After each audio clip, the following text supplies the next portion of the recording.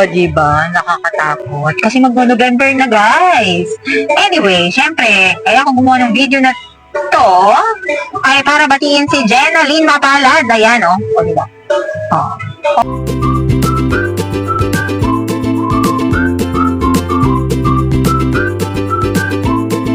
O, ayan. Kaloka. Walang suklay-suklay yan. Binabati ko, shout out kay Jenaline Mapalad. Yan, ang napakaganda at nasa Korea siya ngayon. Sana'y mapadalan mo ko ng Koreano dito sa Pilipinas at humayo ka at magpakarami. Charis. And shout out. Pwede nyo rin siyang i-follow dahil nagre-reels yan. Active na active yan. Okay, shout out sa'yo, Jenaline Mapalad. Salamat sa laging panonood ng aking mga content. Ayan, maraming salamat. At kung ikaw hindi ka pa nakapollow sa akin, please follow me para naman maging magkaibigan tayo. Ako nga pala ang inyong katsismisan, ang babaeng mahilig sa... Dito ba yung...